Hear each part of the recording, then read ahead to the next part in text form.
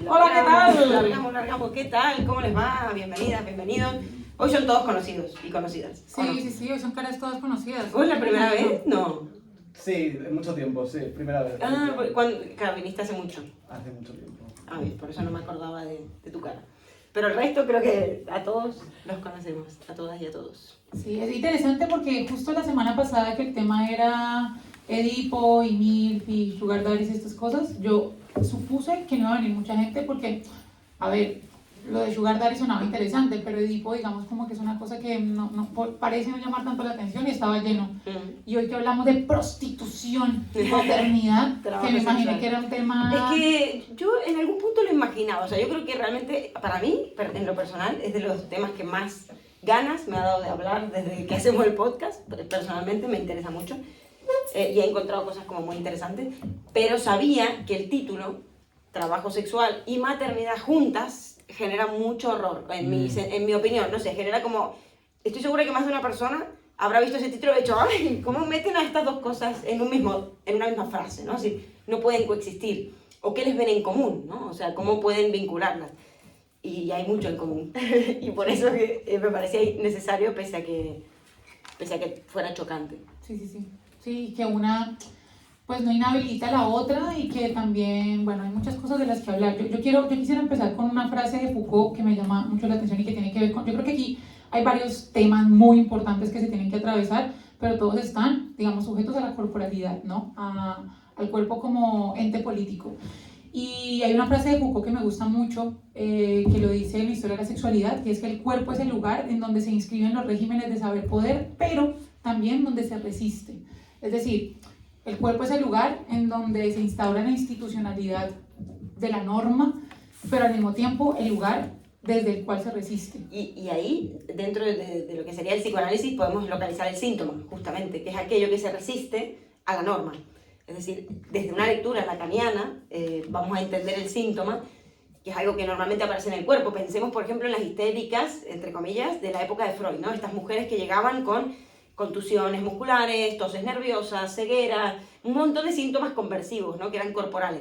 En realidad lo que estaban expresando era una manera de decir basta a tanta represión, basta a no poder hablar, basta a no tener voz propia, basta a ser una sometida del marido, ¿no? O sea, era como un poco poner resistencia con el cuerpo al discurso de turno. Entonces como que está súper guay.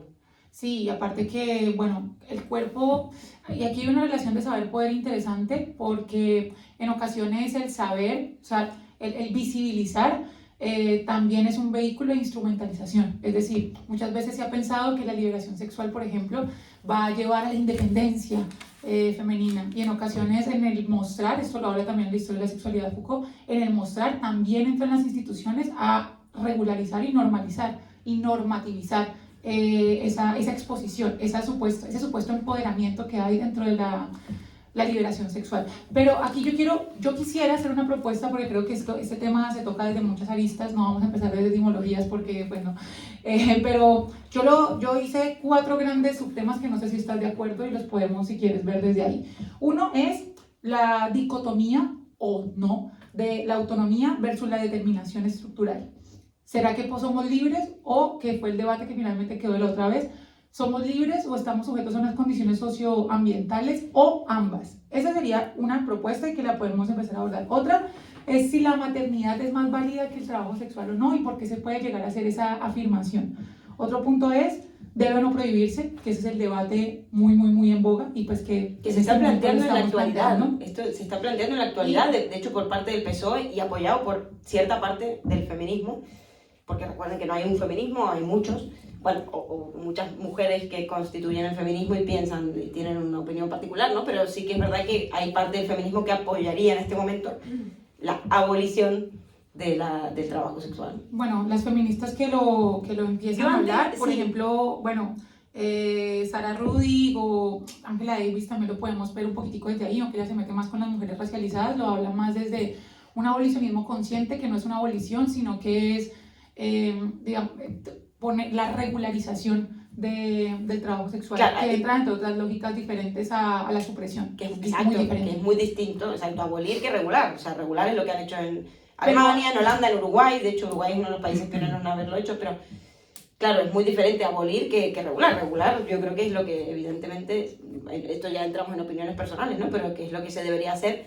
Pero bueno, se plantea también la cuestión de como si fuera posible, ¿no? Porque hay quienes dicen, esto puede ser un rumor, puede ser verdad, que es el oficio más antiguo de la humanidad, ¿no? Eso también se ha dicho mucho. Sí que es verdad que no sé si es el más antiguo, pero que han habido trabajadoras sexuales a lo largo de toda la historia, eso sí que es cierto.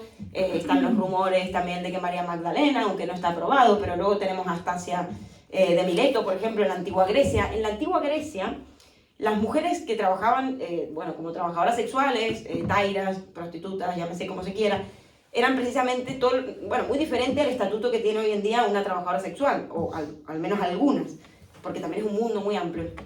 Pero sí que en la antigua Grecia eran mujeres normalmente libres, o normalmente, digamos, ¿por qué libres? Porque tenían dinero y no, nadie más podía trabajar. Recuerden que en la tertulia pasada dijimos que hasta 1931 en España las mujeres no podían trabajar, es decir, partimos un poco de esta base. El único trabajo remunerado posible fue el trabajo sexual, pese a que no fuera evidentemente legal, legítimo, ¿no? Pero sí que era la única manera de que una mujer pudiera tener independencia económica. Y además de tener independencia económica, podían participar de muchísimos debates masculinos, con políticos, senadores, ¿no? Reyes, Sócrates. Astasia de Mileto, por ejemplo, llegó a conocer a Sócrates y iba a las tertulias con todos los filósofos de la época e incluso conoció a Sócrates, ¿no? Es decir, tenían ciertos privilegios en ese aspecto que otras mujeres no tenían. Entonces, en esa época, antes, digamos, a la moral cristiana, que es desde ahí también donde hoy por hoy vamos a pensar el trabajo sexual sin saberlo a veces, que es donde a mí me gustaría ir, ¿no? Tratemos de pensar el trabajo sexual más allá de la moral, más allá de un juicio moral, más allá del bien y del mal. Vámonos a los orígenes y veamos cómo se veía en otra época.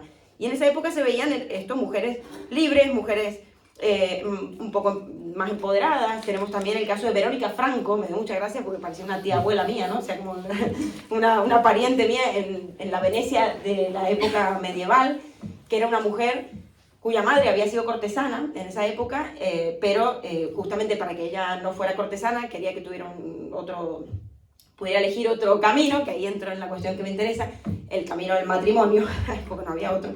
Entonces, lo que hace es darle una buena educación para que se pudiera casar con un hombre de bien. Entonces, la casa con un médico, que además de ser un buen médico, era alcohólico. Entonces, la tía, estando embarazada, Verónica Franco, año 1546, se cansa este tío, estando embarazada, dice: yo basta, toma la dote, o sea, te la devuelvo, pero yo me voy porque no te aguanto más. Y se fue y le dice a su madre: mejor enséñame el oficio de la prostitución, porque quiero ser libre e independiente y no estar con un hombre. Y ahí es el tema que me interesa. Después también, gracias a Natán, que me pasó para hoy, un caso de una gran trabajadora sexual de Barcelona, que es Madame Rius, Lidia Rius, que está viva y que ha trabajado en esto toda la vida y que ella lo hace con un orgullo tremendo. Tiene también, regenta, digamos, pisos de mujeres que trabajan como prostitutas o trabajadoras sexuales. Y hay miles de entrevistas y es muy guay como ella lo encana, ¿no? O sea, que hay hasta en la contemporaneidad también una otra visión de este trabajo. No es que son mujeres que están ahí oprimidas o sufriendo, sino que son mujeres que al contrario lo reivindican, ¿no? Es como: yo he elegido esto. Pero volviendo al tema de esa elección posible entre o ser la mujer de un marido o ser la mujer de todos, que ahí me parece que hay algo muy interesante. Vuelvo a Beauvoir, que le dedica un capítulo entero en el segundo sexo a las hetairas y las prostitutas. Y bueno, Beauvoir va a decir, o sea, lo resumo así en 3 frases: el matrimonio tiene como correlato inmediato la prostitución. El hetairismo sigue a la humanidad hasta su civilización como una oscura sombra que cubre a la familia. Claro, ¿qué pasa? El hombre condena a la mujer, a la esposa, a la castidad, o a estar solo con él y solo tener sexo con fines de reproducción, que sería la madre arquetípica, obviamente, pero él no queda satisfecho con eso, entonces sí que tiene derecho a ir y buscarse a otras mujeres, ¿no? Y luego también va a decir: el cumplimiento de los deberes conyugales no es una gracia, es la ejecución de un contrato. O sea, recordemos que el matrimonio no es una cosa romántica como a veces hoy se cree, es un contrato económico con fines económicos y reproductivos, es decir, de la descendencia de la especie y la conservación del matrimonio, ¿no? Entonces, y acá es donde la rompe para mí Beauvoir, dice: desde el punto de vista económico, la situación de la prostituta o de taira es simétrica a la de la mujer casada. Entre las que se venden por la prostitución y las que se venden por el matrimonio, la única diferencia consiste en el precio y la duración del contrato. Es como bastante... No, hay varias cosas que quisiera abordar. Uno, solemos caer en afirmaciones dicotómicas, ¿sí? si la prostitución es un contrato que se adquiere y por qué se considera inadecuado y la maternidad se considera adecuado, como si solamente existiesen dos formas de concebirlo, como si solamente existiese esa analogía. Pero puedes pensar hoy, Pame. hasta hace muy poco no se podía pensar en otro tipo de lógica que no fuera o la mujer casada o la mujer que... Pero desarrollo la idea, amiga. O sea, hay una cuestión y es, solemos caer en reduccionismos dicotómicos. ¿Qué son reduccionismos dicotómicos? Son platónicos, estos dicotomismos en los cuales nosotros pensamos que, y leemos bajo los ojos de la moral, cuestiones que son politizadas. Es decir, nosotros seguimos leyendo la maternidad y el trabajo sexual desde los ojos de la moral, cuando es una cuestión que tiene que atravesarse por la política, por las dinámicas de poder, que son cuestiones completamente diferentes. Pero no solamente eso, yo creo que tiene que haber una diferenciación entre maternidad y vocación, así como trabajo sexual y trata, que son cosas diferentes. El trabajo sexual es un trabajo que generalmente tiene cierto grado de consentimiento, en el cual ahí es donde aparece cierto grado de elección. Ahí tenemos que empezar a ver cuáles son las condiciones histórico-materiales para saber qué es la elección. Que leyendo encontré una filósofa genial que se llama Kathy Wicks, que tiene un texto que se llama El problema del trabajo, y dice que porque el trabajo, uno, es la identificación, el eje de la identificación ética, por qué tiene que ser el trabajo, no tiene sentido, y por otro, que el trabajo de toda índole, tanto en doméstico como sexual, no debe estar, o sea, no está dentro del marco de la elección cuando estamos en las lógicas del capitalismo. No hay ningún trabajo elegido. Estamos bajo unas lógicas del capitalismo y en ese orden de ideas, prostitución y maternidad entran dentro del mismo lugar. Eso por un lado. Entonces, vuelvo a la distinción entre maternidad y vocación y trabajo sexual y trata, que son cosas diferentes. La trata tiene que ver con las cuestiones de la violencia, ¿no? Que eso es precisamente lo que se quiere, ahí sí, abolir. El problema es estructural, o sea, lo que se quiere abolir no es el trabajo sexual, creo, debería, sino el proxenetismo, por ejemplo, que es una cosa completamente diferente. Es como la cosificación de, que se vuelve una industria de, que eso se vuelve más complejo. Y también cuando se equipara la maternidad con la vocación, es equiparar algo que es una elección, como cualquier otra puede llegar a ser, como tatuarte la cara o elegir un trabajo u otro, con la cuestión de debo ser madre porque soy una mujer. Son cuestiones diferentes. Una cuestión es la maternidad, el tener hijos, por elección o no, y otra cuestión es digamos, la caída en los criterios vocacionales, en equiparar maternidad con vocación, que son cosas diferentes. Y entonces, ahí vamos a ver otra cuestión, y es que en ambos casos, porque es que aquí no me parece que sean antagónicos, porque estamos cayendo en unas cuestiones dicotómicas, platónicas, que se supone que deberíamos ya abolir desde precisamente nuestra contemporaneidad, deberíamos abolir las cuestiones dicotómicas de lo bueno y de lo malo y de la moralización de este debate. Aquí no deberían entrar moralizaciones de qué es mejor, qué es peor, porque entonces... No, voy. Pero es que hay algo que decir el cuerpo femenino siempre ha sido un territorio habitado por un otro. Y otra cuestión con Beauvoir, que la adoro, pero Beauvoir escribió en este texto en los 50. Este texto en un momento en donde, de hecho, su gran conclusión es que todas las mujeres deberíamos como acto político ser lesbianas. Propone el lesbianismo político. Entonces, si siguiéramos al pie de la letra las propuestas de Beauvoir, que son muy interesantes, no solamente tendríamos que abolir la maternidad, que evidentemente ha sido un vehículo institucional de dominación, abolir el matrimonio, evidentemente tampoco se casó con Sartre precisamente en nombre de la libertad, pero también elegir el lesbianismo político, porque precisamente caer dentro de las lógicas del hombre es caer dentro de las lógicas del patriarcado. ¿Por qué? Porque Simone de Beauvoir es una feminista de la tercera ola, que es un feminismo que responde al primer feminismo. Lo que quería era básicamente que me den la posibilidad, al menos unos derechos básicos, ¿sí? Lo mínimo, poderme separar del hombre sin tener problemas, como ahí están las vindicaciones de los derechos de la mujer, de Wollstonecraft, bueno, estos textos. Luego una segunda ola ya velaba por una cuestión sufragista, podamos votar, y luego nos dimos cuenta que el voto valía pa' culo estructuralmente, y entonces ahí apareció Beauvoir con una respuesta un poco más ante las lógicas patriarcales, pero no las lógicas patriarcales como la entendemos hoy de poder, sino las lógicas de lo masculino. Y entonces la mujer tenía que estar solamente con otras mujeres para sostener estas lógicas. Yo he leído todo El segundo sexo y no he visto jamás, o no he sentido al menos, que Beauvoir mantuviera una posición tan radical. Yo la considero una filósofa realmente... Las conclusiones, y lo puedo aquí a capa y espada, que ese texto lo ha abordado también de pe a pa, de las conclusiones está una de las propuestas del lesbianismo político. Pero eso no quiere decir que todas tengamos que ser lesbianas. O sea, hay que ver la interpretación que se haga de eso. Pero no voy a entrar en eso. Pero igual no todas podemos ser madres. O sea, sería equiparamos... Ella, de hecho, no era solamente lesbiana. O sea, ella incluso mantuvo relaciones heterosexuales. Entonces, y realmente, primero, no categorizaría a Beauvoir como alguien tan radical. Yo, al menos yo la he leído, no la veo tan así. Creo que ha ahondado en las diversidades de las formas de ser mujer, muchas, el segundo sexo es prueba de eso. Pero bueno, sí que es más moderna, incluso diría que muchas feministas contemporáneas, eso también lo digo, o que muchas mujeres contemporáneas. Y por otro lado, claro, volviendo a la lógica binaria, ¿no? Que aquí es cierto, es lo que nos interesa. Es muy fácil decir hoy por hoy, ya la lógica binaria no nos importa, ya estamos más allá del bien y del mal. No, se está planteando la abolición de la prostitución hoy, es decir, no estamos más allá de la lógica binaria, no estamos más allá de aquello que en realidad nos gustaría, que es el patriarcado. Ojalá, pero yo no creo que sea así. O sea, yo creo que realmente es cierto que aparece una dualidad y una dicotomía, pero ahí es donde me gustaría entrar desde una base o desde un fundamento psicológico, psicoanalítico, feminista y también filosófico, si se puede, ¿no? Porque ¿por qué hemos llegado a dividir a la mujer entre la santa y la puta durante tantos años en la historia de la humanidad?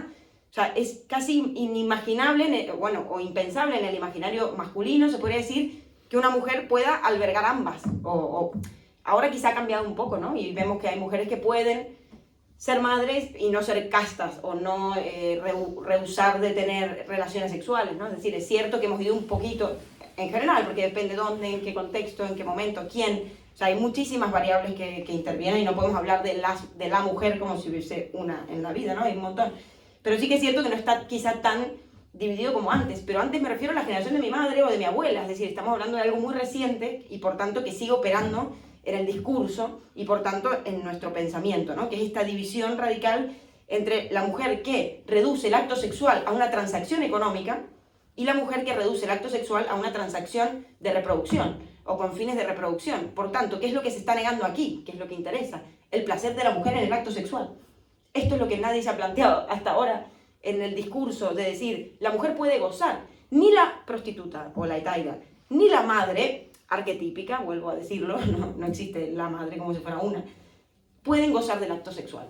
Una lo hace por dinero, ¿qué nos dice esto? Que lo haga por dinero es porque no lo hace por placer, porque si no, ¿para qué cobraría, no? Es decir, evidentemente ahí marca un punto muy radical, es te cobro porque no lo hago por amor y porque no lo hago porque me gusta. Y la madre tampoco lo hacía porque le gustara. De hecho, por eso Beauvoir va a decir que, y creo que hoy en día las que piden que la abolición del trabajo sexual son mujeres que no quieren que el marido se les vaya con las prostitutas porque ellas no están dispuestas a concederle el disfrute sexual. Porque no quieren, porque ni siquiera les debe gustar o porque no se lo permiten, o yo no lo sé. Ahí ya no entro. O sea, también llegué a pensar en un momento que la solución es como o la etaira o la histeria, ¿no? En el sentido de, bueno, como el trabajo sexual o la represión total, porque en realidad quizá ese hombre ni te gusta, ¿no? O ese hombre capaz que ni te apetece, lo que sea. Entonces, bueno, aquí me parece interesante ver cómo se niega a la mujer, ¿no? La mujer entendida desde la lógica del psicoanálisis lacaniano, que es aquella que puede gozar, justamente. Gozar de ser gozada y gozar del acto sexual. Es decir, que no haría el acto sexual ni por el otro, ni por dinero, ni por el hijo, sino por un puro placer. Y bueno, hoy en día no sé en qué punto estamos en esto, eso estaría bien ya igual hablarlo también después en el debate, ¿no? Pero no sé si hemos ido tanto más allá y somos tan modernos. Es que creo que la pregunta sigue estando en otro lugar. O sea, yo creo que la pregunta... Hay muchas preguntas. Sí, la pregunta no es solo si hay una imposición, sino cómo se produce el deseo de elegir. Es decir, cuáles son las condiciones de posibilidad para que se dé el deseo de elegir. La cuestión de la imposición, ni de la maternidad, ni de la prostitución, ni del trabajo sexual. ¿Cuándo hablé de imposición? No, imposición de toda índole, imposición social. O sea, sí hablamos de imposición. Claro, Hablamos de... ¿qué es el deseo? Ahí está O sea, cuando la cuestión es dónde está, cuáles son las condiciones de posibilidad para desear o para poder elegir. Y aquí yo creo que es inevitable hablar de muchas cosas. Uno, pues nosotros aparecemos ante el mundo de una forma performativa, esto lo decía Judith Butler, la forma en la que habitamos el mundo, no solamente nuestro género, sino la política, sino todo lo que nos atraviesa, es una forma, tiene un carácter performativo, se va generando como un acto ante un otro, así como aparece pues, tanto la prostitución como la maternidad, que dicho sea de paso, a ver, sí que no estoy defendiendo la maternidad por sobre el trabajo sexual, lo que estoy queriendo es de alguna manera problematizar que se considere una sobre la otra como de una forma, reitero, dicotómica, que me parece que la cuestión aquí son las condiciones estructurales que nos dan, nos promueven el deseo de elegir una cosa sobre otra por encima del discurso moral o del discurso como que bifurca, digamos, los caminos como uno es adecuado, otro es inadecuado, el trabajo sexual es liberación y la maternidad es condena. O sea, me parece que es demasiado reduccionista y facilista ese tipo de discurso. Pero entonces, otra cosa que lo mencionaste aquí, nadie debate que la abolición va a generar otro tipo de estructuras. O sea, la abolición es solamente un desplazamiento o sea, en el momento en que, digamos, no sé, se decida inadecuadamente para mí, creo que coincidimos en eso pues, sobremanera, es en el momento en que se decida abolir, van a buscarse otras formas y se va a precarizar todavía mucho más el trabajo sexual. O sea, la cuestión no es esa. También hay unas lógicas del abolicionismo que ahí me parece interesante, que tanto Fraser como Butler habla de un abolicionismo consciente que no tiene que ver con el abolicionismo en general, sino la abolición, por ejemplo, del proxenetismo o la abolición de las instituciones que regulan de forma ilegal este tipo de cosas que está más relacionado con la trata. Claro, pero ¿por qué existe el proxenetismo? ¿Por qué existe la figura del proxeneta? Porque la mujer no puede ser autónoma de su propio cuerpo, justamente, y ahí sí que estamos de acuerdo, ¿no? Es decir, el hecho de que una mujer no pueda tomar decisiones sobre su propio cuerpo y necesite un chulo o un proxeneta que sea una figura parecida al marido, perdón, soy muy dura en esto, pero parecida al marido en figura amenazante y a la vez protectora, te protejo a otros hombres, o sea, tener que estar con un hombre para que te proteja a otros hombres, pero a la vez él es una figura amenazante porque no te vayas a ir con otro que igual no sé qué, o no vayas a hacer tal que no sé cuánto. Es decir, como que también tienen algo en común estos arquetipos del proxeneta y de ciertos maridos, pero se necesitan justamente también porque la mujer no puede ser dueña de su cuerpo y de su dinero, se podría decir. Si lo pudiera hacer, yo creo que estaríamos hablando de otra cosa. Tendría más libertad de A ver, prescindir. sí, no, sí, sino que, bueno, también no hay que caer en la particularización, ¿no? Hay muchas cosas en las que podemos, por ejemplo, cuando en el comienzo de la charla hablaste de unos casos en los que, digamos, como hay una reivindicación del trabajo sexual, que sí, por supuesto, aquí no estamos para nada, yo pues siento que de este lado se esté negando, digamos, como la dignidad que puede tener la elección de elegir cualquier tipo de trabajo, se cae en la particularización de ciertos casos de personas que sienten de este trabajo algo que les identifica, y volvemos un poquitico a lo que planteaba Marx sobre el trabajo. Marx planteaba que el trabajo no solamente es lo que hacemos, la actividad con la que modificamos el entorno en pro de nuestro beneficio, que es básicamente trabajo, y el trabajo capitalista es modificar, dar nuestra fuerza de trabajo, dar lo que somos, por algo que mediatice el intercambio por bienes y servicios, que finalmente es el dinero, todo tipo de trabajo, sino que Marx decía que el trabajo, esa capacidad de modificar el entorno en pro de nuestro beneficio, nos identifica, es decir, nos tenemos que sentir identificados en eso. Yo, por supuesto, o sea, es evidente que muchos trabajadores sexuales eligen conscientemente lo que eso puede llegar a implicar. Lo que sí, digamos, es evidente, reitero, es que hay unas condiciones de posibilidad para que la elección se geste. Es decir, ni siquiera Sartre, por ejemplo, que decía así explícitamente que estamos condenados a nuestra libertad, que la existencia precede a la esencia, es decir, que en la medida que nosotros existimos nos hacemos a nosotros mismos, o sea, que abogaba por la libertad explícitamente. Ni siquiera Sartre, como uno de los grandes expositores de la libertad, llamémosla de esa forma, no tuvo presente que hay un contexto histórico-material que determina la posibilidad de elegir. Es decir, de hecho, una frase de Sartre que me encanta es como: somos lo que hacemos de nosotros con lo que el mundo nos dio.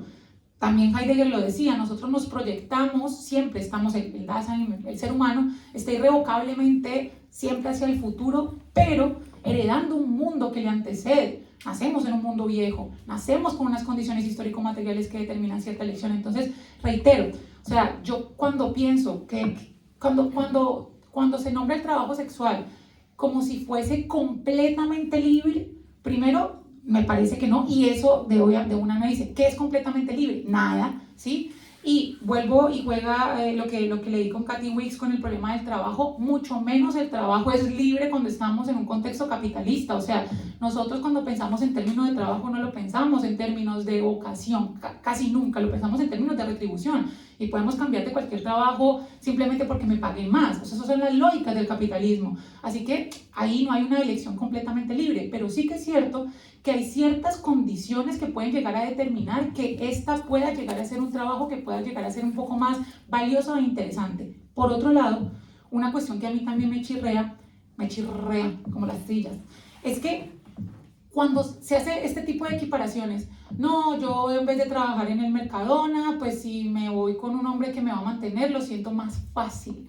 Y de hecho, se hablaba del trabajo sexual como si fuera la salida fácil, el trabajo fácil. se equipara de esa forma. Y muchas veces lo he escuchado, o sea, como escogió la vía fácil, escogió la forma sencilla. Esta frase yo la he escuchado más de mujeres que eligen justamente casarse con un hombre con dinero, que ahí es donde está la diferencia con la prostitución. Volvemos a Bubá, la que se vende por un solo hombre o la que se vende a varios, pero la había escuchado más por ese lado, o sea, así socialmente, la frase de eligió la fácil, se casó con un tipo de guita. En Argentina, cuando se casó con el boom, un tío de la política. Cuando fue el boom de OnlyFans, que hasta el sol de hoy pues todavía lo está, muchas de mis amigas actualmente tienen OnlyFans y viven de eso. Y la frase constante que le decían es: escogiste la salida fácil porque preferiste no trabajar. O sea, yo no la veo fácil. No soy ni madre ni he sido prostituta, pero no la veo fácil, ¿eh? O sea, no veo, ninguna de las dos la veo fácil, para ser sincera. Precisamente por eso, digamos, caer en discursos morales sobre cuestiones que son políticas, la política de los cuerpos y la forma en que el cuerpo de la mujer siempre ha sido territorio, me parece muy complejo. O sea, hacer una...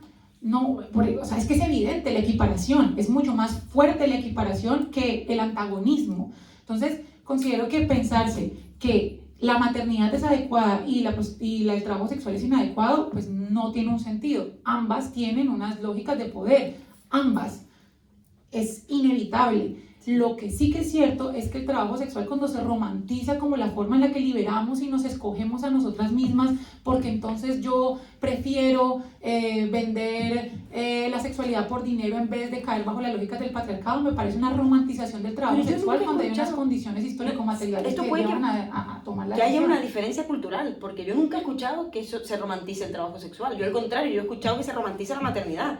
Y a veces hasta me parece que hoy en día se está destapando mucho más, y en el trabajo del ámbito de las violencias y del feminismo lo vemos, de cómo tratamos de habilitar a las mujeres a que puedan hablar de aquellas cosas que no están tan guays de la maternidad, ¿no? Y que puedan quejarse y que puedan de repente decir que les ha hecho sentir culpables. Es decir, desromantizar la maternidad como el amor romántico es una de las labores más importantes que se está haciendo hoy en día, creo yo, en el mundo feminista, no sé, o en el campo del trabajo, al menos del feminismo. Nunca he escuchado que se romantice. Yo siempre el trabajo sexual lo he asociado con riesgo, con peligro, con dificultades, aunque después me enteré que existe, obviamente, un mundo de trabajo sexual, que es la prostitución VIP, que son modelos, actrices, un montón de personas. De hecho, hay agencias que existen en España y en todo el mundo que se encargan de, por ejemplo, un hombre llama porque tiene un capricho, un millonario que tiene un capricho: hola, quiero follarme a la conductora del telediario de los lunes. Vale, mira, vamos a ver qué podemos hacer. Y se encargan de negociar. Esa mujer no es trabajadora sexual, pero van a ver la manera de caramelarla y decirle: mira, tal político, que no está mal, y tiene tal edad, está dispuesto a pagarte, yo qué sé, 500.000 euros, 1 millón de euros, lo que sea, para estar contigo. Y a veces se negocian. Es decir, como que hay otro mundo también que no conocemos, que implica el trabajo sexual. Y bueno, de hecho hay mujeres que también, esto he escuchado a Moria Kazan, por ejemplo, una vedette argentina. Hay entrevistas de ella donde dice: ella tiene dinero, es actriz, vedette, todo, no le falta dinero. Y ella misma diciendo que se ha prostituido, siendo medio rica, con un taxista, así salir a la calle o buscar a ella el momento de que le ofrezcan dinero por morbo. Literal, lo dice así, por puro morbo. Y bueno, eso también. Ahora, creo que hay, volviendo a la equivalencia, que es horrorosa, pero a la vez es real, la exposición del cuerpo, es decir, la madre y la trabajadora sexual, como casi como el último destino que se le concede a la mujer a lo largo de la historia, es poner el cuerpo, ya sea para una cosa o para la otra. Y por otro lado, el riesgo, ¿no? Que hablábamos con Natán también, el riesgo, se habla mucho del riesgo de la trabajadora sexual, de que no sabes qué te va a caer, cada día es una aventura, pero tampoco se habla tanto del riesgo de la maternidad o del riesgo de poner el cuerpo. Ahora, a partir del siglo XX, la medicina ha avanzado mucho y se ha mejorado en ese aspecto y hay menos riesgos del embarazo. Pero cuando una mujer tenía 9 hijos, el riesgo a morir en el parto era de un 20-30% quizás. O sea, de 9 hijos, bueno, se estaba exponiendo mucho, es decir, estaba asumiendo un riesgo. Pensemos que no existía la anestesia, no existían... No sé, hoy en día el embarazo ectópico, que es el bebé cuando crece fuera del útero, ¿cómo se veía antes de que existieran las ecografías? No lo sé, no soy médica, pero... Mi madre lo tuvo y yo iba a tener un medio, o sea, tengo un hermano y iba a tener un hermano en la mitad entre mi hermano y yo, pero no se dieron cuenta y le explotó en la trompa de falopio que se le ubicó y pues nada, perdió una trompa de falopio y un ovario y le dijeron que no podía volver a ser madre. ¿Qué te digo? Sí, un milagro. Qué buena. A ver, yo también quiero llegar a otro lugar, ¿no? Que creo pero que del deseo. del deseo. La elección, al final no hay elección libre. Ni ser psicóloga Nunca. yo, ni psicoanalista, ni nada, es una elección completamente libre porque según el psicoanálisis el deseo siempre es inconsciente, siempre es de carácter sexual, pero sumamente inconsciente, por tanto no es uno el que desea, es el otro, es decir, el otro que nos habita, y por tanto el deseo es siempre una construcción cultural, es decir, los animales no tienen deseo, tienen necesidades, tienen otro tipo de cuestiones fisiológicas, pero no hay deseo. El deseo es una construcción cultural, por tanto siempre tiene algo del orden del otro, de la imposición, de tal, y se da en dialéctica con el otro. No hay deseo propio, ninguno, ni Sí, madre, ni prostituta, ni psicoanalista, ni nada. O sea, no hay un deseo libre al 100%, ¿no? Es decir, si lo vamos a llevar a ese extremo de que Sí, o no sea, hay elección y tanto, o sea, pura. lo que digo después, sí, completamente comparto, ¿no? El deseo siempre es deseo de, eso es lo que hemos hablado muchas veces, ¿no? El deseo siempre está en falta y en tanto siempre está en falta, siempre está volcado hacia lo otro y como está volcado hacia lo otro, está volcado hacia, pues, los otros, ¿sí? Está atravesado por estas instituciones artificiales que hemos creado para regularnos y guiarnos, llamado cultura.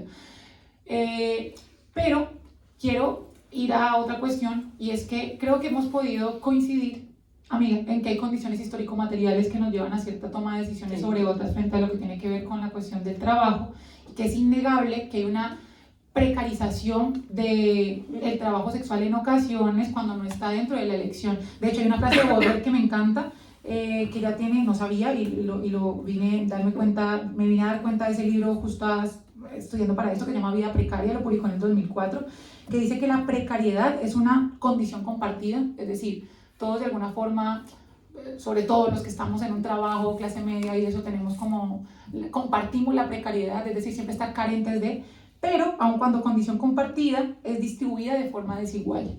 Y entonces aquí nos damos cuenta que, digamos, la condena que en ocasiones tienen las trabajadoras sexuales las tienen es precisamente desde la precarización adquirida de forma desigual cuando son todavía más precarias, porque es diferente una, por ejemplo, la que nombras como una vedette de este tipo que tiene dinero y que escoge por morbo que le paguen o no y hay como una elección ahí completamente consciente, pero cuando no hay unas condiciones históricas, o sea, cuando hay unas condiciones económicas que te llevan de alguna forma a tomar una decisión de esa índole, no por elección, sino porque parece no haber otra opción, es muy diferente. Y en eso sí, y me paro en eso, Medellín, Colombia, que eso lo hablábamos la vez pasada, es uno de los problemas estructurales más grandes que tienen es la prostitución infantil.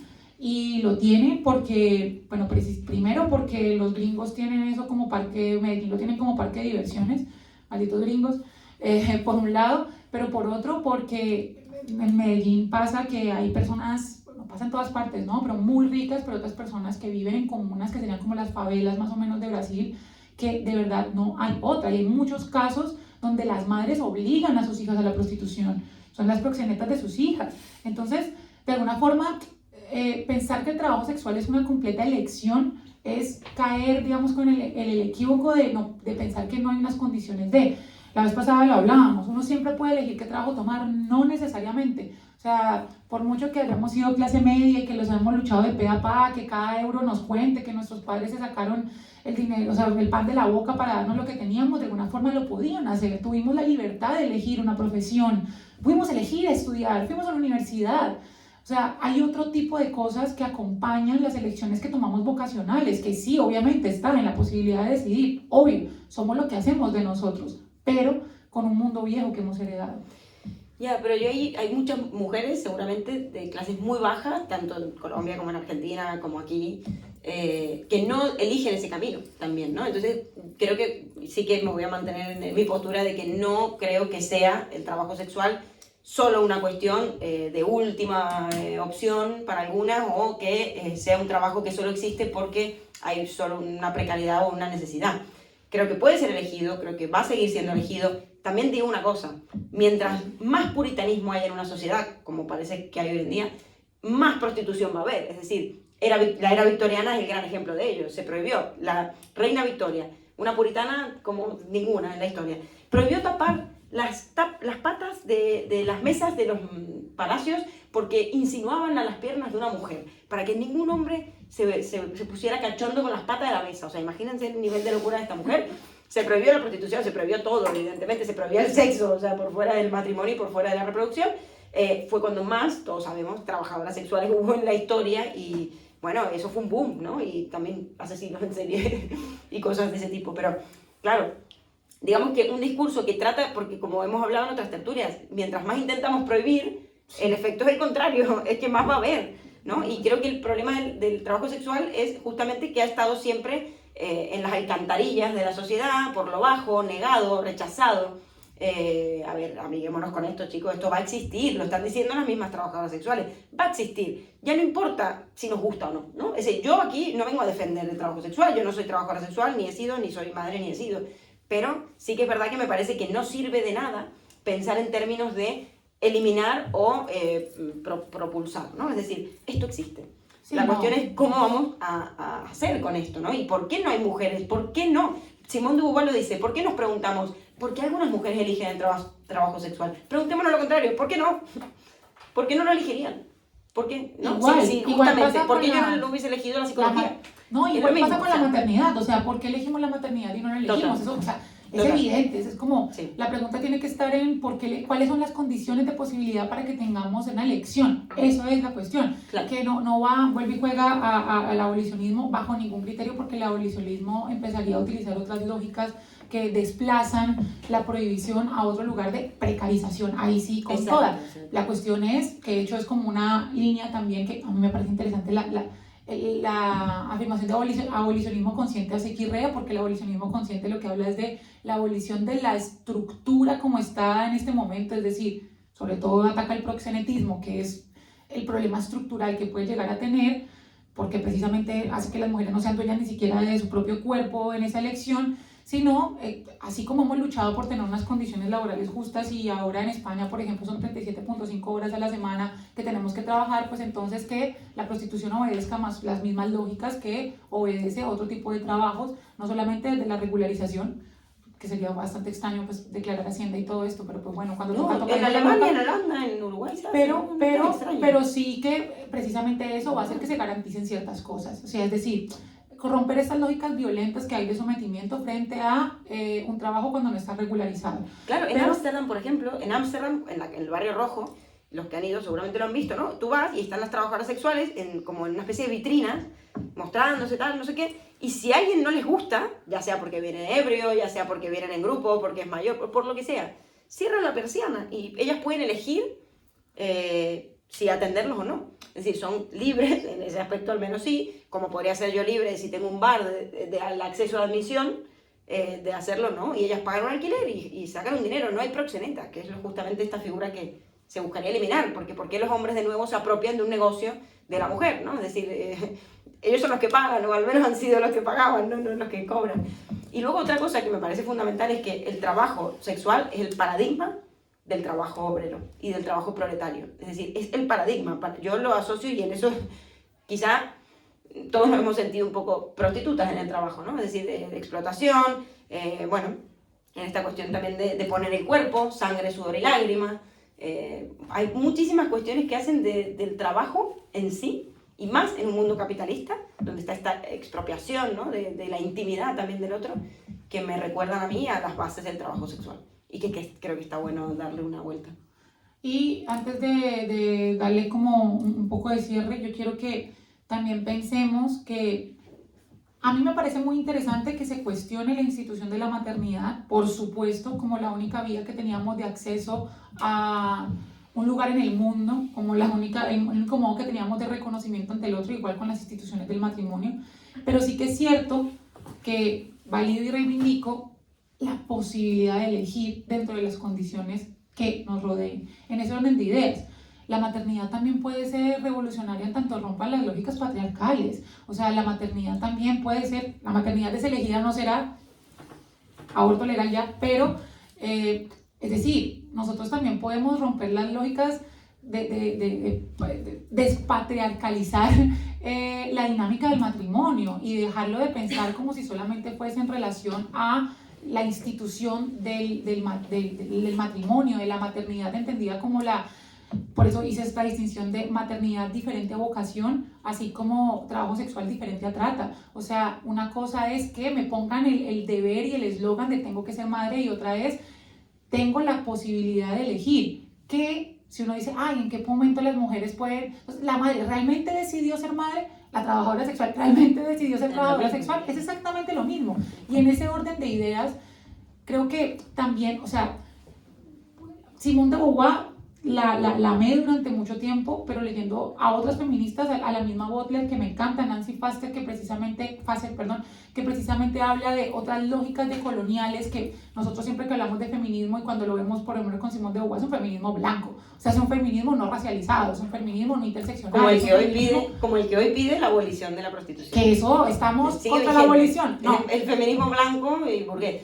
Me hiciste recordar a una feminista contemporánea, Virginie Despentes, ¿no? Que ejerció el trabajo sexual muchos años, ahora es directora de cine, escribe libros, es la escritora más leída de Francia, o de las más, al menos feministas seguro, expareja de Paul Preciado, o sea, una crack, pero defiende bastante en su obra el trabajo sexual, o al menos a las trabajadoras sexuales. Yo creo que Paul Preciado también, o sea que no es, traigo a Beauvoir porque realmente me parece muy lúcido su análisis sobre el tema, y lo veo, yo lo releí, porque ya lo había leído, pero lo releí, me pareció muy contemporáneo todavía, es decir, y más contemporáneo que el debate contemporáneo que tenemos en los periódicos de esta semana, que me asombran, es decir, que realmente digo, sí, wow, o sea, yo creo que... ¿Qué ha pasado?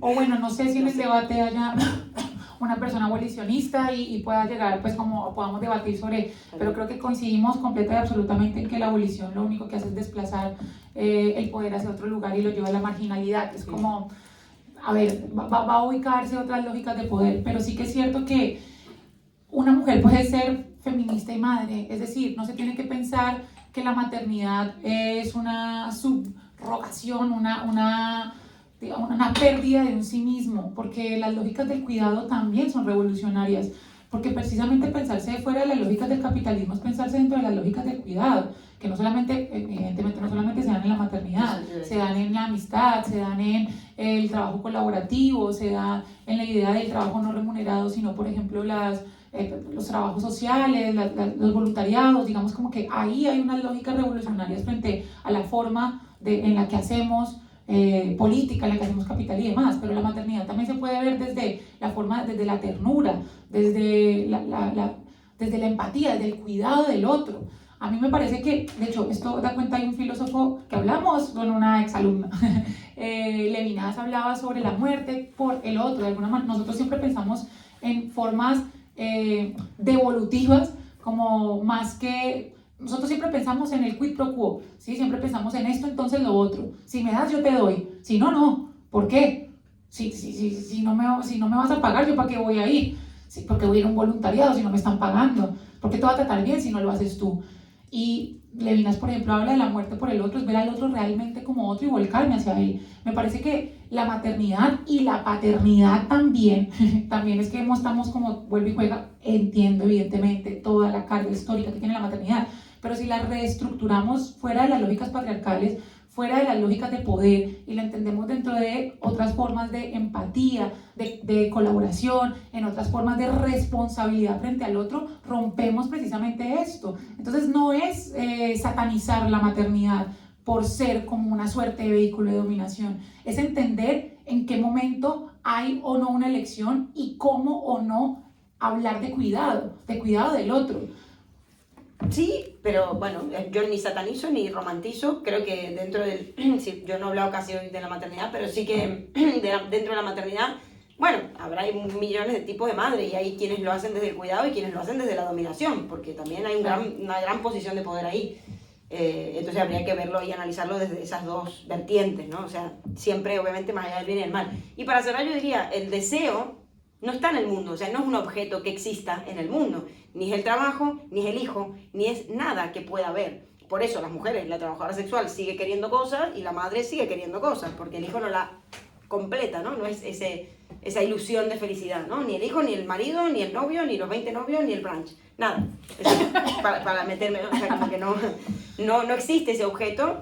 Ese objeto siempre es una falta que causa el movimiento. Entonces, bueno, amigarnos también con el hecho de que siempre seamos trabajadoras sexuales, psicólogas, filósofos, madre o no madre, siempre algo nos va a faltar, Y eso no es algo malo, no es una carencia, sino que es una posibilidad también, justamente una posibilidad de venir, de querer otra cosa, de seguir siendo, ¿no? Como un poco eso.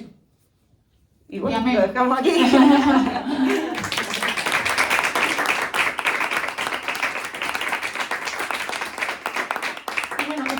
Empezamos muy en lógica de debate y luego terminamos coincidiendo. Amiga, te quiero. No, yo sabía que iba a estar todo bien. Yo no venía a defender a nadie. No, yo sé. Ramón dijo si alguien quiere ir a tomar una birra, que puede, que este es el momento. Me dijo. Y también. Yo tengo entero. Y bueno, y entonces ya lo que sabemos es cómo viene la lógica del debate, ¿no? Entonces ya todos saben cómo es. Y quién quiere romper el hielo.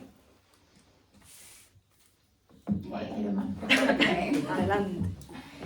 Primero, que interesante y poder abrirlo cuando es un tema que sigue siendo bastante tabú, ¿no? Y después tengo dos autores y como un par de puntos, ¿no? La primera es Silvia Federici, que escribió Calibán y la bruja, que habla básicamente cómo fue conjunto la comercialización de esclavos en África, la colonización de América y la caza de brujas en Europa. Para sentar las bases del sistema actual, ¿no? Lo que pasó en ese momento fue que los burdeles, básicamente, o sea, como que es esto que decían hace poco, ¿no? Se prohibieron y terminó siendo desde los márgenes algo que les quitó un completo poder a las mujeres y que fue como fuertísimo desde ese lado, ¿no? O sea, fue un boom en ese momento y las mujeres perdiendo el poder a full.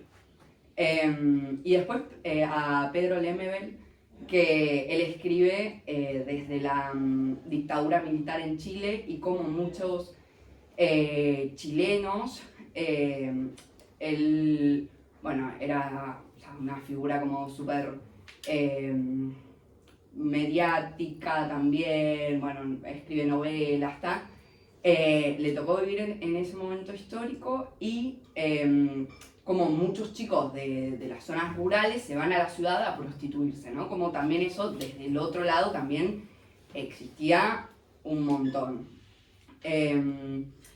Después me interesaba recalcar como el punto de esto del VIP, ¿no? Como el consumo, o sea, un hombre va a una casa y ahí, bueno, paga el servicio, etcétera, etcétera, los medios, bla. Y cómo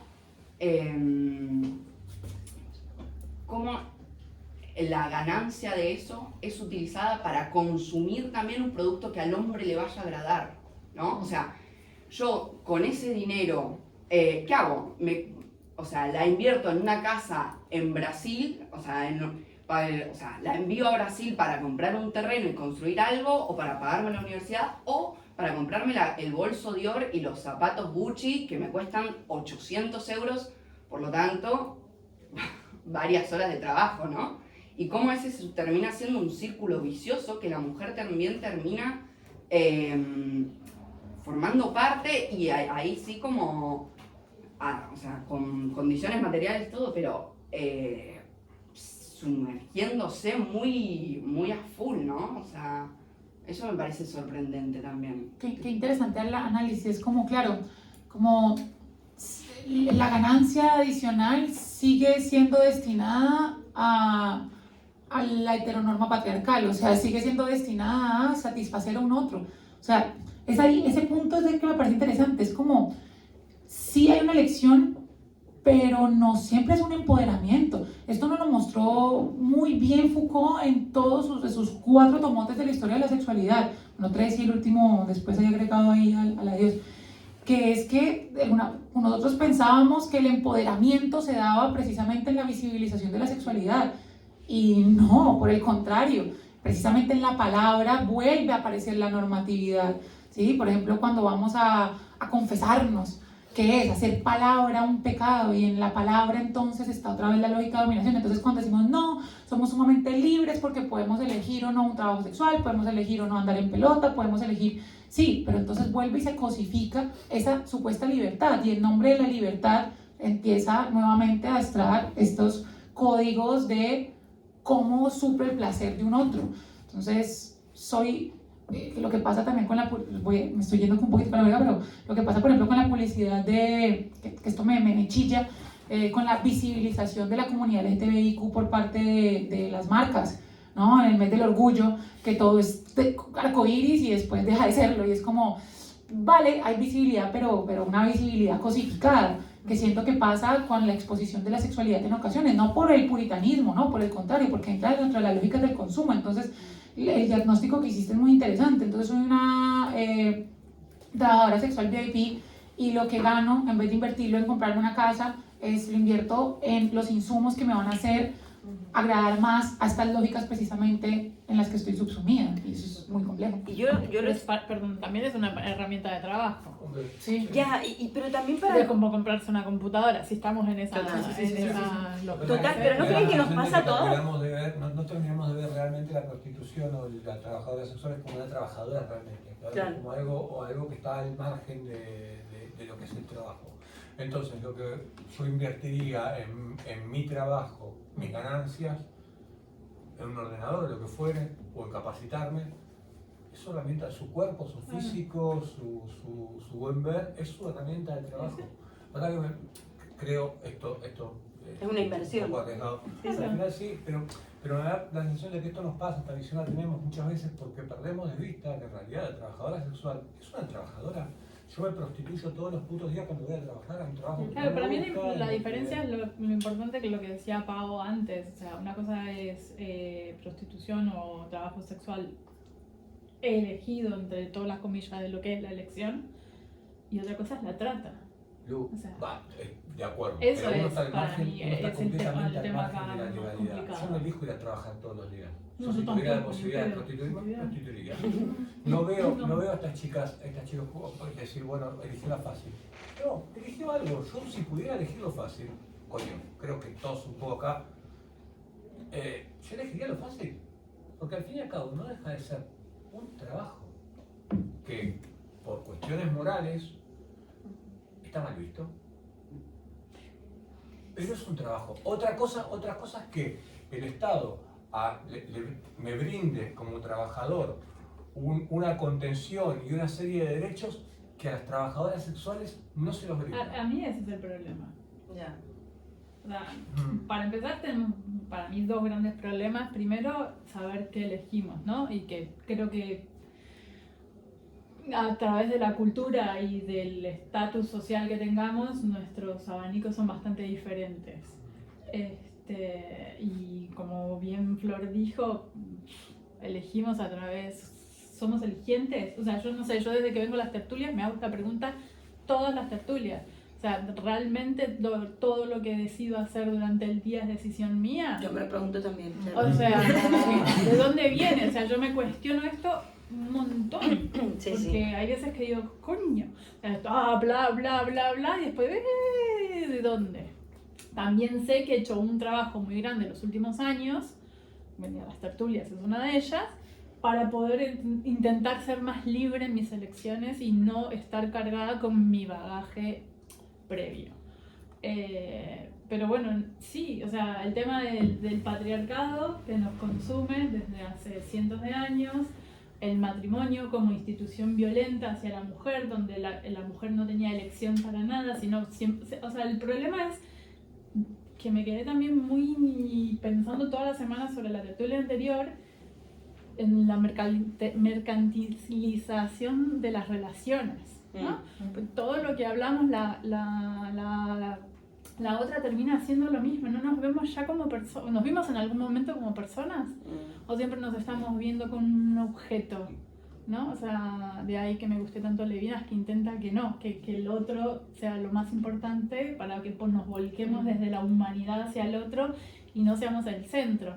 Pero claro, yo creo que, bueno, no todos, pero que lo que marca la normalidad es que hagamos un uso de los demás. Bueno, el capitalismo te empuja a este individualismo de Entonces, claro, usar al otro para un fin. mezclamos eso con las lógicas del patriarcado y del machismo, y claro, es también quería traer a colación, que me encantó que lo dijeras, lo de la prostitución masculina, porque también tiene que ver, sobre todo en algunos estatus, con el tema de la precarización desde lo que se vive en casa, desde lo que es consumido. O sea, ¿se entiende algo de lo que estoy diciendo? Sí. Eso pasa a veces, uno aquí también le pasa, te estoy diciendo. No, pero sí es como que eso, somos objetos, creo que las minorías todavía tenemos más esa cuestión de ser objetivizadas, ¿no? Tanto todo lo que es el ámbito queer, como mujeres, como estamos hablando de no ver a los cuerpos racializados como personas. Eso es un tema que también está... Que no lo hablamos mucho sobre lo tendríamos que hablar las maternidades y los trabajos sexuales ya pensados desde la interseccionalidad y desde la racialización y desde precisamente las lógicas coloniales. Eso no lo hemos hablado. Sí, Seguimos, pero no tiempo. seguimos dentro de todo, ambas, hablando desde un discurso muy blanco, la verdad. No, yo No, ¿por qué? No, bueno, No, pero a ver, a veces porque- estamos teñidos de... Depende, de o sea, eso. todo Sí, así, sí, no sí, sé, sí, en algún sí. punto, pero yo nunca me considero una No, en este, o sea, O sea, ok, pues, depende, no sé. las dos no hemos Como abordado no. en esta problemática una cuestión de la racialización bajo ningún criterio, no le hemos hablado ni de los procesos coloniales. Pero bueno, No, todavía no, hablado. me lo Como anoté que- porque no. es Ahora- eso, como que para mí es la diferenciación, tiene que ver con el estrato social y de dónde vienen nuestras elecciones, y la diferenciación entre lo que es un trabajo sexual a la trata. Mi abuela No, tenía no, un prostíbulo, o sea, tenía un burdel. ¿Vale? O sea, Te damos el micro, toma.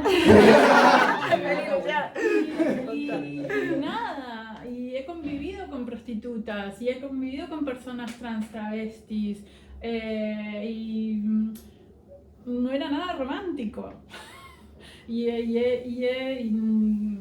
Detesto haber visto un montón de situaciones muy violentas. O sea, ser una niña y estar metida en esas situaciones. Entonces, creo que hay una gran diferenciación y creo que hay que ver realmente dónde está la elección porque no es tan fácil. No, para nada, y sigo manteniendo, estamos hablando de un mundo, es decir, conocemos unas caras, pero no todas, ¿no? Hay trabajadoras sexuales como Rius, como Madame Rius, que sostiene y ella sigue ejerciendo la prostitución y tiene 86 años, sí. Y regenta pisos, donde se supone que las mujeres lo hacen feliz. Yo no creo que nadie haga su trabajo feliz en este mundo capitalista, o sea, para empezar, ¿no? Y tengo Pero con amigas lo que decía- prostitutas de alto standing también. Ah, bueno, O sea, bueno, quizá a ella les vaya mejor como le va mejor al psicólogo de alto standing, al obrero de alto standing. No es lo mismo ser obrero aquí en el Raval, yo qué sé, en cualquier lugar, que en la Sagrada Familia. Seguramente haya condiciones, es lo mismo.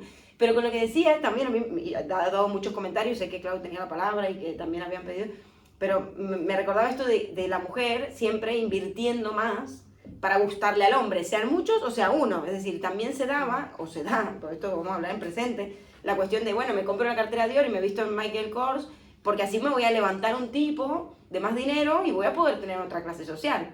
¿Cuál sería la diferencia, ¿no? En ese sentido, nuevamente, entre la que se vende a uno y la que se vende a muchos, ¿no? Como que y siempre la mujer ahí termina pagando más, siempre. O sea, y esto sí que ya lo digo yo, ¿eh? Yo no soy trabajador sexual, pero sí, siempre he gastado más que los tíos con los que he estado.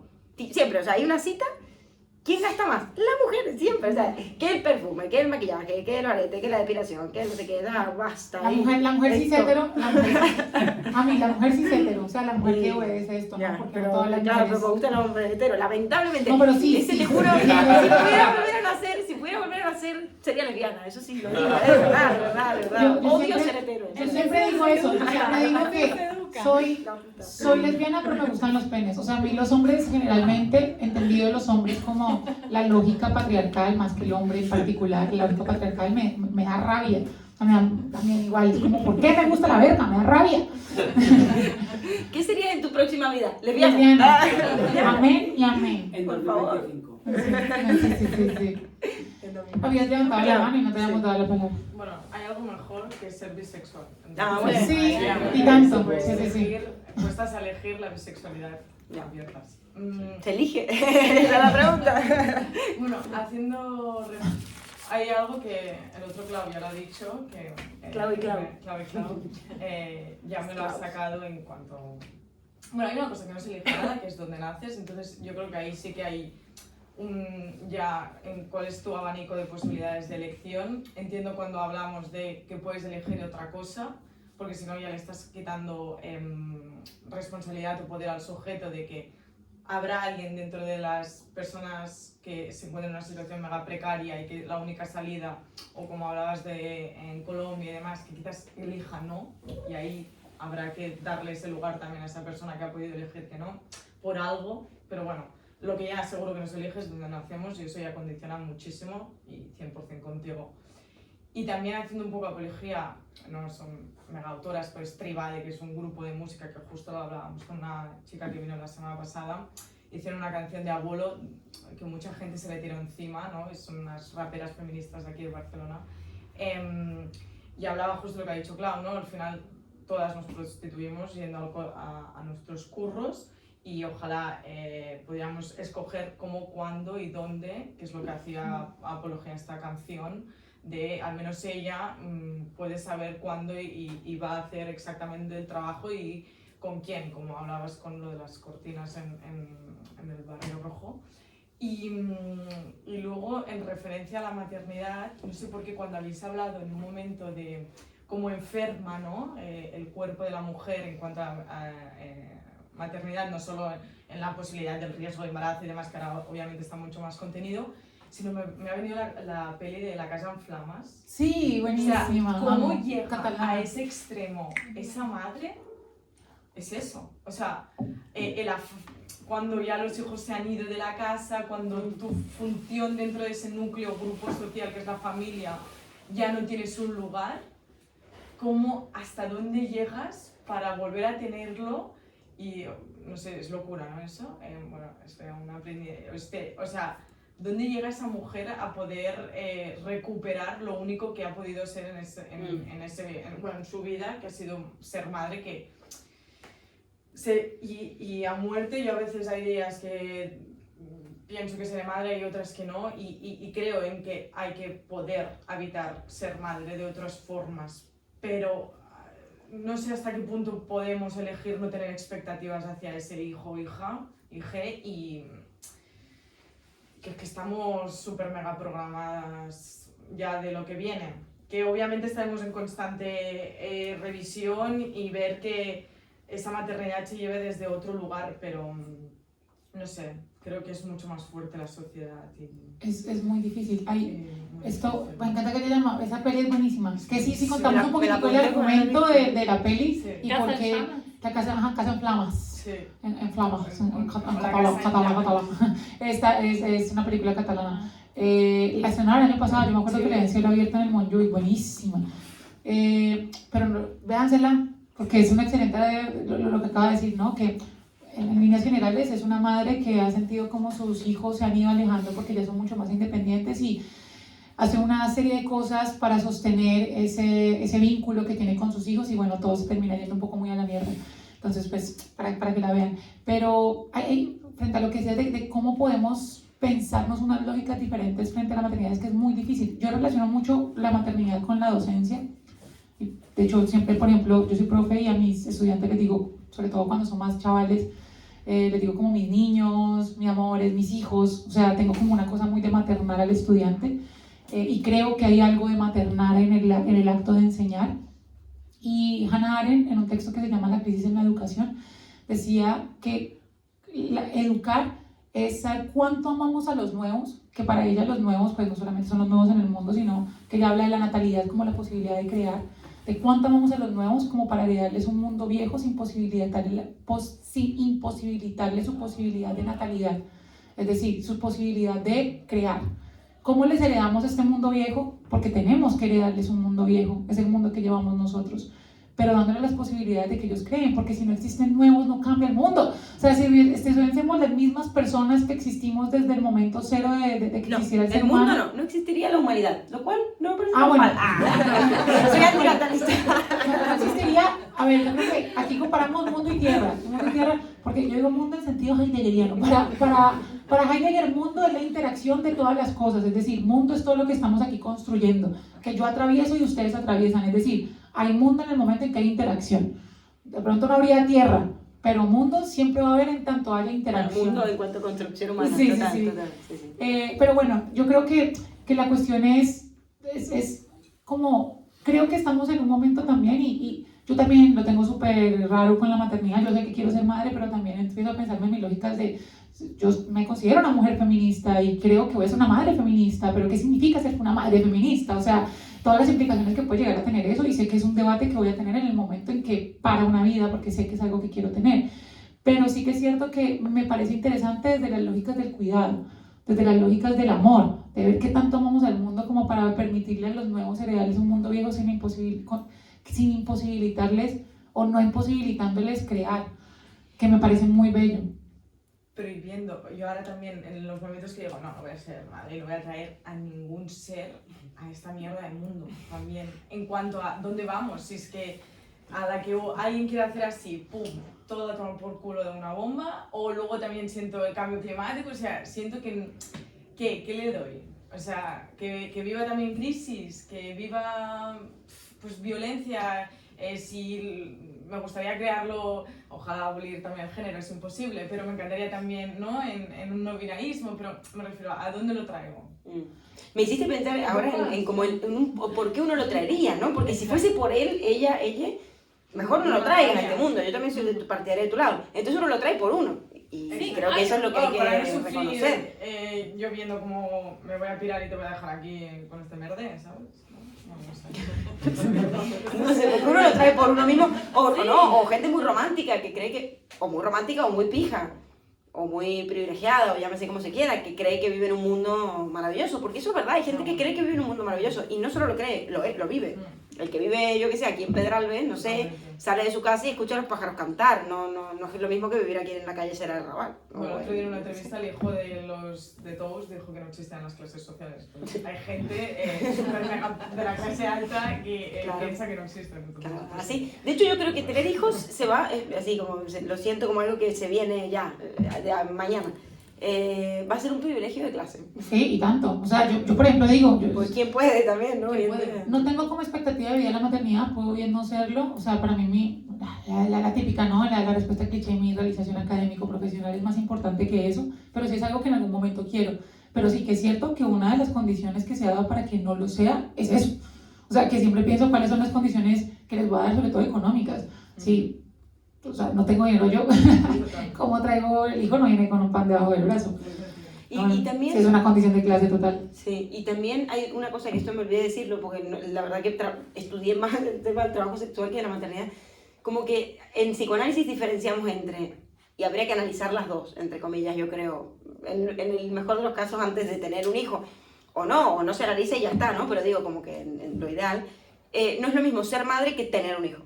Sí, claro. Es diferente. Entonces, como que hay ahí, bueno, dos lógicas o algo que responde a dos lógicas distintas y estaría bien saber ante cuál responde ese deseo, porque luego vienen niños al mundo que la pasan mal, en ocasiones, ¿no? O niños que son muy felices, pero digamos como que también es muy...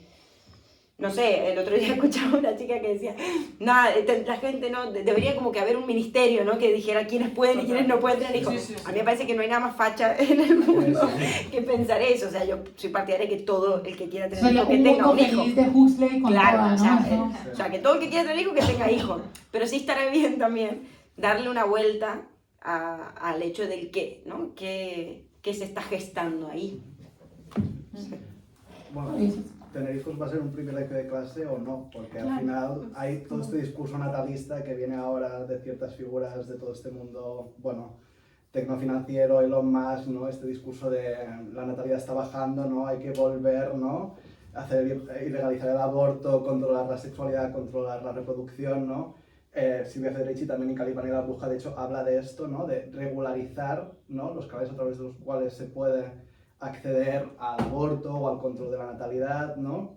Entonces, tal vez sea un privilegio de clase o tal vez, ¿no? Se va a buscar restringir libertades sexuales, libertades reproductivas, precisamente para fortalecer una natalidad, para poder mantener, ¿no?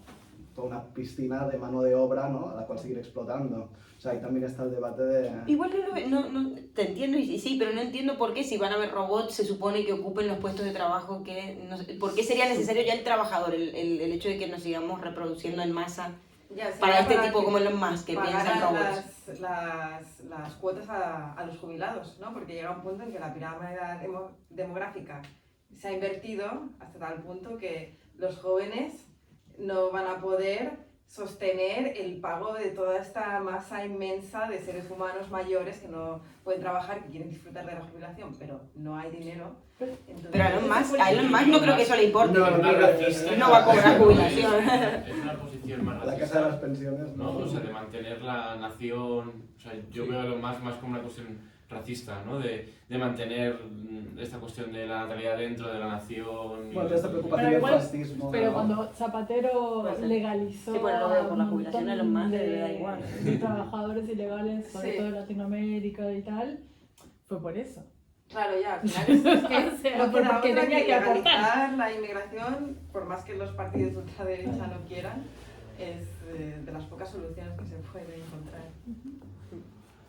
Muy bueno. Bueno, ¿alguien más? Ya estamos, si no, vamos al Yo. macabra. Víctor, Sí, adelante. He estado pensando en lo que había dicho Claudio sobre la venta del cuerpo de uno. En general, creo que en todo... O sea, sí que es cierto que la prostitución se lo tiene mucho más prostituido a la idea de que la mujer que trabaja, o el hombre, ¿no?, que trabaja como prostituto, se desvive más o se deshace más porque tenemos como esa noción de que se pierde pureza, ¿no? El cuerpo pierde pureza por estar vendiéndose de esa forma, pero el trabajo medio del proletario medio también es muy similar en ese aspecto. O sea, no lo escoges, no lo quieres y también durante el tiempo te deshace. Yo he visto gente mayor que llega a casa solo de la tele y su vida es absolutamente nada y lo pierden todas las conexiones con todo el mundo. Y eso también es esa venta a ese sistema, igual, ¿no? Bueno, que me parece prácticamente lo mismo, lo que pasa que uno sí que es cierto que está más mal versado porque esa entrada al cuerpo está más mal vista, porque es como una especie de perversión, bla, bla, bla, bla, bla. Eso es una cosa. Y luego la otra... Como muy, como muy descarnado en el sentido de la prostitución. Pero por eso digo que es la prostitución o el trabajo sexual es el paradigma del trabajo. Seguramente. Es el mejor representante de todo esto. Y todos nos hemos sentido, diría un insulto, pero no puedo por YouTube en realidad. Aunque Claro, no todo lo que hemos dicho. A ver. Todos nos hemos visto, voy a decir como claro, prostituidos. Y Follar. sí que es cierto que En el trabajo. la última cosa es que en vez de tanto pensar si la prostitución es una elección o no, que creo que en algunos casos sí lo es, en otros no, independientemente de cuánto sea ese porcentaje en cada una de estas dos elecciones, creo que es interesante pensar en cuán de jugoso es hoy en día prostituirse. Creo que cada vez lo es más, porque por ejemplo con el tema de OnlyFans o en Asia se estila muchísimo, tanto en Japón y en Corea se estila mucho la prostitución para conseguir bienes. O sea, la Yakuza perdió mucha mano en Japón en general, y todo esto tiene un nombre en japonés, no sé cómo se llaman estos nombres, no tengo ni idea, porque todo en Japón tiene nombres. Pero sí que es cierto que hay muchos estudiantes jóvenes que se venden por conseguir cosas, o sea, por comprar cosas, y está muy visto, y de hecho abandonan sus casas y viven no en las calles, pero sí que es cierto que eso les puede promover toda esa vida que sus padres no, todo ese estilo de vida, ¿no? O por ejemplo el tema de OnlyFans sí que hace mucho más jugoso la prostitución sin el cuerpo como intermediario, literal, al menos, porque o sea, sí que está como intermediario, y el estatus social y todo eso, ¿no? Bueno, y Pero aquí sí- vemos el cuerpo físico sí es más importante que el cuerpo simbólico, ¿no? Porque aquí también es una cuestión del símbolo, porque puede no estar ahí directamente, pero hay algo de un carácter simbólico que te Yo atraviesa. diría que va más imaginario. allá. Es la imagen del cuerpo velada por la pantalla, Sí. pero no el cuerpo a cuerpo o el hecho del, Claro. del tacto, ¿no? Como el contacto. No. Yo sí que quería decir, o sea, yo sí que estoy en contra de una visión de que se pueden equiparar todos los trabajos a la prostitución, ¿no? O sea, sí que es cierto que veo graduaciones, pero también veo graduaciones que no tienen que ir solamente hacia la dirección. Quiero decir, hay tipos de trabajo que hay una explotación de turnos interminables, de no parar de trabajar, o relación con el otro insoportable, de jefes insoportables, o de pacientes, o de tener que... O sea, hay muchos tipos de trabajos, o yo que sé, limpiezas de alcantarillas, o sea, me imagino trabajos extremos, digamos, ¿no? En general, que pueden ser de muchos diversos ámbitos. Lo que quiero decir, o sea, no estoy de acuerdo con que todo sea universal, pero aún así sí que hay una decisión o puede haber una voluntad, hay cierto espacio a las elecciones y a poder aprovecharse de que gustes, o sea, puede gustarte cuidar a otros, puede gustarte, o sea, qué relación tienes con el otro en respecto al trabajo. Esto me parece un punto interesante. Rius, de hecho, también, o sea, Rius casi que incluso lo trabaja como una cuestión de cuidado, casi, o sea, es muy curioso, ¿no? Sí. Incluso no hemos hablado, pero el trabajo sexual para, por ejemplo, personas discapacitadas, que su acceso a veces, o sea, hay personas que pueden disfrutar por prostituirse para personas que no siempre tienen acceso al sexo de una forma, y es a lo mejor un tipo que algunas personas pueden considerar cuidado, ¿no? Esto cada uno puede considerarlo de una forma u otra. Y nada, tenía apuntado aquí sobre el sexo y el riesgo, o sea, la cuestión del riesgo, que creo que sí que es cierto que la maternidad, no, o sea, hay algo como irracional en la vida que es que continúe la vida, y a veces genera un tabú sobre que la vida puede causar muerte, quiere decir que la maternidad conlleva también riesgos, ¿no? Siempre se habla del VIH o de riesgos sobre el sexo en general de la enfermedad, ¿no?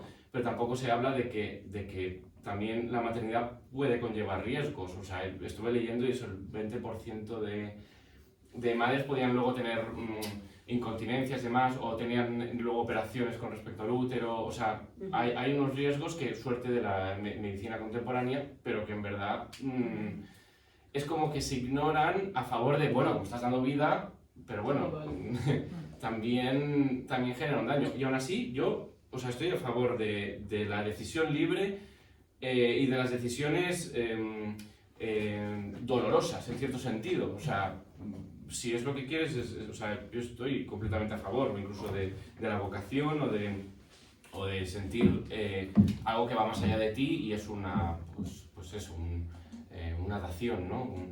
Algo así de vida, ¿no? Pero a costa de la tuya. Esto es como una decisión consciente.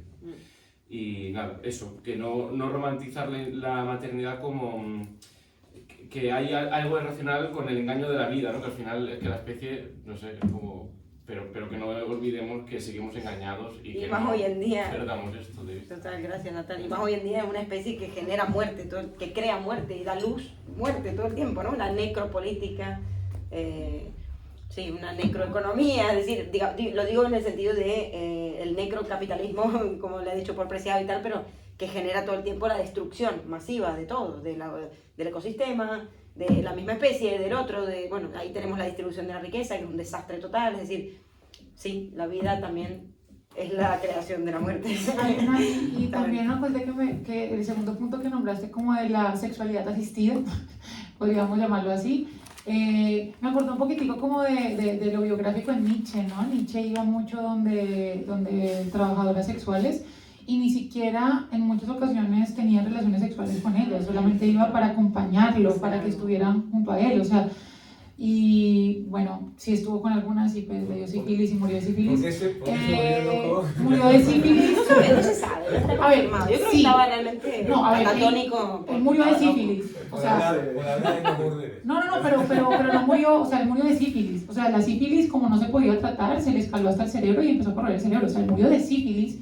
Y en los últimos periodos de su vida estaba en locura demencial, no metafórica, o sea, convulsiva, ¿saben? Él murió así, o sea, es decir, sí, pero sí que es cierto que en muy pocas ocasiones estaba con prostitutas, normalmente estaba acompañado de ellas, iba a dormir a sus casas porque estaba muy solo, y bueno, su relación con su hermana y su madre era una porquería, pero me parece muy interesante eso de cómo la sexualidad existía. Y lo otro, pero lo que... ¿tiene que ver con esto de la prostituta que escucha a los hombres? Sí, no, iba a decir solamente que una palabrita que tiene un filósofo que me gustaba mucho, que se llama Baruch Spinoza, que de hecho no sé por qué no lo nombro tanto, que en un texto que llama La ética demostrada según el orden geométrico, le llama esta necesidad de la naturaleza de perpetuarse, le llama conatus, y le llama, que me parece interesante, es esa necesidad que tiene el ser en perpetuar su ser, que es muy interesante, como de continuar, como ¿Quién de dice? Baruch Spinoza. Ah, sí, vale. Yo no pensaba cerrar por aquí, pero me parece que salió un temita interesante, y con esto yo al menos cierro. Y es una crítica un poco a las mujeres. O sea que igual un poco me arriesgo. Bueno, tú acabas de llegar, perdón, pero hemos criticado mucho a los hombres. Pero sí, ahí me hago una autocrítica a mí, a mi, entre comillas, género. Yo decía, claro, Rius, Madame Rius y millones de mujeres prostitutas, a mí me encanta mucho ese tema y he escuchado muchas entrevistas, dicen que muchos hombres no van a los burdeles a follar, sino muchas veces a hablar. ¿Y hablar de qué? De sus problemas y de lo que va mal. ¿Qué pasa ahí, no? Es decir, si volvemos a la dicotomía y a la lógica de la madre y la puta, si se quiere, o la prostituta, ¿por qué no puede escuchar la mujer las fallas del hombre? Esta sería la cuestión. ¿Por qué no la mujer? No existe la mujer, ya lo hemos dicho, es algunas mujeres, pero claro, el hombre en casa tiene que ser el proveedor, el garante, el que puede, el que tiene, el falo ahí, pa. Claro, ¿dónde va a hablar de lo que le falla y del miedo que tiene de quedarse sin trabajo y del miedo que tiene o que su jefe también le explota o le exprime o lo que sea, ¿no? Como que también hay ahí una opresión o algún problema, una falla, una duda, una angustia, lo que sea, de donde venga, que por qué no se puede hablar con esa mujer y tiene que ir a contárselo a la trabajadora sexual, ¿no? Es decir, que también digo esto como autocrítica, porque si bien dije que a la mujer se la ha tendido a ver desde esta cuestión dividida entre la madre y la puta, pero nunca como mujer, también quizá nos pasa a veces, o nos ha pasado en la historia, no sé ahora, de no poder ver al hombre como un humano, es decir, como alguien de carne y hueso que puede fallar, que se puede equivocar y que no siempre puede, y no siempre te va a mantener, y no siempre va a ser el proveedor o el garante de todas las situaciones. Pero igual no lo puede hablar tampoco con sus propios amigos. Ya, claro, ahí Claro, cae la cuestión, la claro, opresión de claro, género, claro, es que todo, es la maquinaria, Claro. la maquinaria completa que opera tanto como mujeres, El hacia mujeres patriarcado y es para hombres. precisamente la institución y, Claro. y la, Pero se la supone que la... maquinaria Pero también del hacia hombres. desarrollo. Pero también Sí, hacia claro. hombres, también. Obviamente. Pero digamos que el partener, ¿no? Para algo es el que está ahí todos los días, como que se supone que es el que debería poder escuchar también esa parte, ¿no? Pero a veces, perdón. Sí, ya sí, ¿no? me estás cerrando, perdón. Pero que a veces no hace falta que se vayan con ninguna No, trabajadora no sexual. deberían. En cuanto a. Sí, sí, entiendo la reflexión, porque dice que me da culpa también en cuanto a. Joder, también has sido pareja y psicóloga, que dices, ¿hasta cuándo? ¿Y hasta dónde? Porque, chaval, yo ya me desahogo con mis colegas, ven desahogado tú también a casa. No, total. Y entonces es como, perdón, vale, así. No, pero es, o sea, hay algo de buscar lugares también donde poder desahogar, que ese también sería un temón. Y yo veo hombres también sufrís con el patriarcado, es que es así, Claro. o sea, hay muchísimo. Total, eso es verdad. silencio. Te podría Vas a hablarlo con los abogados, amigos, pero claro, bueno. totalmente, o con otra persona. Y es que ni pueden total. hablarlo con los amigos, los Pero hombres se tampoco. reúnen con otros hombres generalmente, y bueno, no voy a generalizar, pero sí es constante que escuchar este discurso de me vi con mis amigos y dijiste cómo te sentías, no, somos hombres, es como, esto se escucha en Llegará. ocasiones. Para mí Bueno. es una exigencia extrema también del varón. Y no es que, yo creo que la mujer igual tiene un rol re maternal. En realidad requiere también escuchar al varón de la casa que diga todas sus cosas. Pero el varón se pone en otra postura. Y entonces como que se va, no sé, a descargar, a compartir, no sé qué. Prefiere pagarlo, o sea, otra vez, tener control, no sé qué, para que lo escuchen. ¿Por qué? Porque supuestamente eso es andro. Ahí se queda. Nadie más lo va a escuchar. Y esa persona no lo va a poder compartir, porque ¿con quién? Si no se va a conocer con nadie. O sea, me parece que es por el sistema, no por el varón en sí, el sistema, pero También soledad, no o sé, sea, creo que es muy estructural de muchas cosas, pero también soledad o individualismo de la sociedad Juicio. contemporánea, que muchos... miedo de verse débil también. Mano- ante la pareja. mano- O sea, la se podría manosfera. resumir en eso, en el miedo a verse débil o verse fallido o con alguna falta, una falla frente al otro. A Que mí- ese otro sea mujer, sea el amigo o sea el padre. Yo qué Y sé, si la próxima el charla amigo. hablamos de la Es manosfera, buena. Sí, la sí. manosfera es Sí, un bueno. Tenemos tema, habemos papa. Sale humo blanco, porque no. Ya hablamos en algún momento de los incels, pero que es como una de las puntas del iceberg de la manosfera, que es importante hablarlo. Genial, chicas. Bueno, Bueno, chicas, mil gracias tenemos- de nuevo.